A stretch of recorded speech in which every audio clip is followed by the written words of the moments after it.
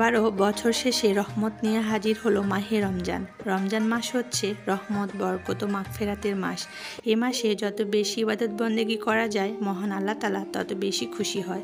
বেশি বেশি ইবাদত করে আল্লাহ তাআলার কাছে ক্ষমা চাইলে মহান আল্লাহ চাইলে আমাদের ক্ষমা করেও দিতে পারে। ইয়া রহমানুর রাহিম, তুমি মেহেরবান, ক্ষমা করো তোমার সকল বান্দাদের গুনাহ খাতা। আমিন। আসসালামু আলাইকুম, welcome back to my channel Lata's lifestyle থেকে আমি লতা বলছি, ঢাকা থেকে। কেমন আছেন আপনারা সবাই? আশা করছি কাছে দূরে যে যেখানে আছেন আল্লাহ তাআলার অশেষ মেহেরবানিতে সবাই অনেক অনেক ভালো আছেন। আমরাও আলহামদুলিল্লাহ আপনাদের দোয়ায় বেশ ভালো আছি।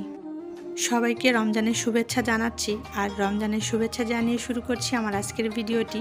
আগে রমজান উপলক্ষে সব কিছু পরিষ্কার পরিচ্ছন্ন করে নিয়েছি, এখন গুছগাছের পালা। আর রমজান উপযোগী করে আমি আমার সংসারের কাজগুলো একদম গুছিয়ে নিচ্ছি। তো এখানে হাতের কিছু কাজ করে নিচ্ছি। এখানে কিছু বাজার সদাই আনা হয়েছিল, শুকনো বাজার আর কি। তো সেগুলোকে আমি জায়গা মতো রেখে দিলাম, আর সাথে জায়নামাজগুলোকে আমি গুছিয়ে রেখে দিলাম। যেহেতু রাতে তারাবি নামাজ পড়তে হবে, এই কারণে একদম ঠিক করে রেখে দিলাম যাতে ঝটপট নিয়ে আমরা সবাই একসাথে তারাবি নামাজ পড়তে পারি। আর আমার মেয়েরা, আমি বা আমার হাজব্যান্ড, আমরা সবাই একসাথে জামাতে এশা সহ তারাবি নামাজ আদায় করে নিব। এখানে কিছু ফল ফ্রুট আনা হয়েছে, এগুলোকে আমি আমার সুবিধা মতো সুন্দর করে গুছিয়ে ফ্রিজে রেখে দিব। কিছু ফল আছে, আঙুর, আপেল, মালটা, সাথে শসা আর গাজর। এখন ফলের অনেক দাম, তারপরেও সামনে কিছু ফল আনা হয়েছে।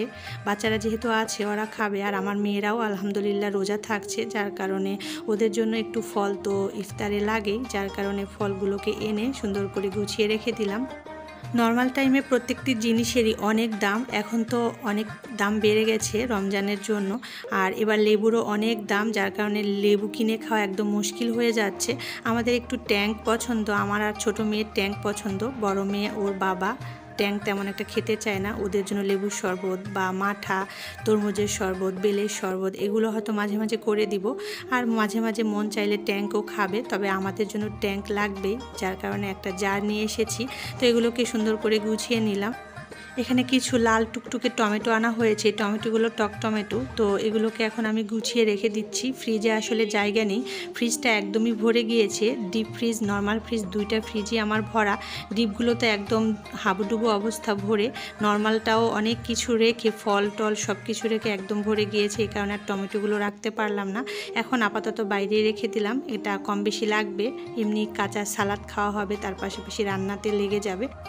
আমার সব আপুদের অবশ্যই সব কাজগুলো অনেক আগেই করা হয়ে গিয়েছে রমজানের আগে। আসলে আমার একটু সব কাজেই লেট হয়েছে, যার কারণে আমি একদম দেরিতে হলেও আমার সংসারের কাজগুলো রমজানের মতো করে গুছিয়ে নিচ্ছি, যাতে আমি ঝটপট খুব সহজেই যখন যেটা লাগবে হাতের কাছে পাই বা আমি তাড়াতাড়ি নিতে পারি, ইফতারে আমার হুটোপুটি না লেগে যায়। তো এখানে কিছু খেজুর আনা হয়েছে, এগুলোকে আমি জারে ভরে রেখে দিচ্ছি। খেজুরগুলো বেশ ভালোই খেতে, খেজুরের অনেক দাম। খেজুর কিনে খাওয়াই আসলে মধ্যবিত্ত মানুষদের জন্য অনেকটা মুশকিল।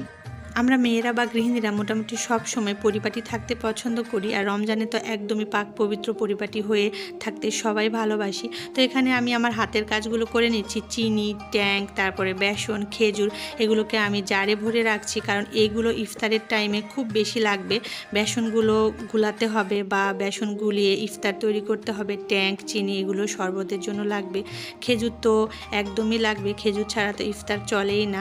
যার কারণে ভাবলাম এগুলোকে গুছিয়ে রেখে দিলে খুব সহজেই আমি এখান থেকে বের করে নিতে পারবো। আর ফলগুলো আমি ফ্রিজে রেখেছি, ফ্রিজ থেকে বের করে ভিজিয়ে রাখবো, তারপরে আমি ইফতারের আগে কেটে নিব। এগুলো আর বাইরে রাখলাম না, কারণ প্রতিদিন এত এত ফল লাগবে না, অল্প অল্প ফল লাগবে, যার কারণে বাইরে রাখলে একদমই নেতিয়ে পড়বে। এদিকে আমি খুব চটজলদি কাজ করছি, আর আমার ছোটো মেয়ে বিচার নিয়ে এসেছে, নালিশ করছে বড় বোনের নামে, যে মারামারি করছে, ঝগড়া করছে বা ওকে বকেছে, মেরেছে। কি আর করব বলুন, দুইটা বোন একসাথে থাকলে যা হয়, অনবরত ঝগড়া মারামারি ওদের লেগেই থাকে।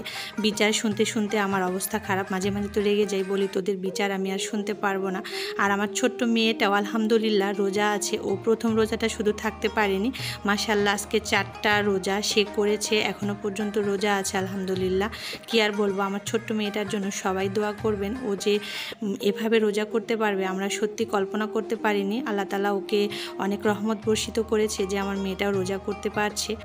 আমার বাসাতে সসটা একটু বেশি লাগে। আমার মেয়েরা সস এত পরিমাণে পছন্দ করে, এত পরিমাণে ওদের লাগে, ওরা পারলে ভাতের সাথেও সস খেয়ে ফেলে, এমন একটা অবস্থা, যার কারণে সসটা লাগবে। এটাও গুছিয়ে নিলাম। সাথে কিছু নুডলস আনা হয়েছে। নুডলসটা নর্মাল টাইমের যতটা লাগে রমজান মাসে অতটা লাগে না, আমার ছোট মেয়েটার জন্য একটু লাগবে। তো আলহামদুলিল্লাহ ও যেহেতু 4 দিন থেকে রোজা আছে, যার কারণে ওর নাস্তা তেমন একটা লাগছে না, এই কারণে অল্প একটু নুডলস আছে, এগুলোকে আমি গুছিয়ে রেখে দিলাম।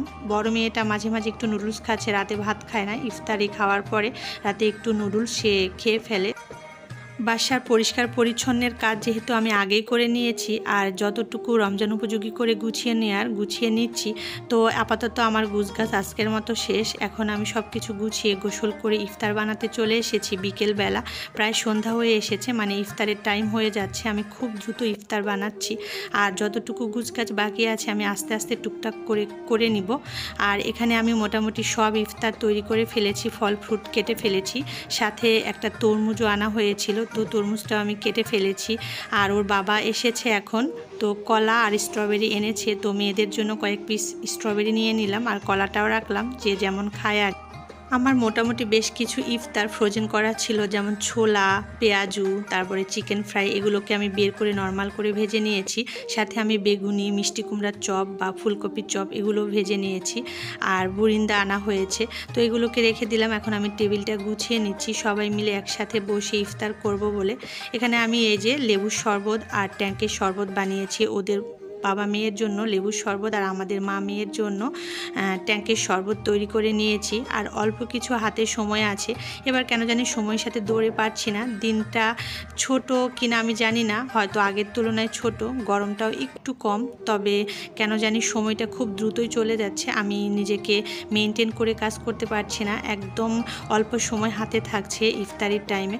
তো আমি এখানে ফল বা ইফতারি শরবত সব রেডি করে নিয়েছি। আমাদের মুড়ি মাখাটা তেমন একটা খাওয়া হয় না ইফতারের সময়, কারণ মুড়ি মাখা খেতে আমরা কেউই খুব একটা পছন্দ করি না ইফতারের সময়। পরে মুড়ি মাখাটা আসলে ছোলা মুড়ি বুরিন্দা মিক্স করে একটু খেয়ে ফেলি রাতে নামাজ শেষ করে। রাতের খাবারটা তেমন একটা খাওয়া হয় না, এই রাতে ভাত আমরা কেউই তেমন খাই না, এগুলো খেলে আমাদের হয়ে যায়। ভাজা পোড়াটা একটু বেশি থাকে আমার বাসায়, কারণ আমার মেয়েরা ভাজা পোড়া খেতে ভীষণ ভালোবাসে। যদিও এভাবে ভাজা পোড়া খাওয়া ঠিক না, তারপরেও হয়তো মিলিয়ে ঝিলিয়ে খাওয়া হয়। প্রতিদিন একরকম না, আলাদা আলাদাভাবে ভাজা পোড়াগুলো তৈরি করি, মাঝে মাঝে খিচুড়ি বিরিয়ানি খাওয়া হয়। সবাই ভালো থাকবেন, আল্লাহ হাফেজ।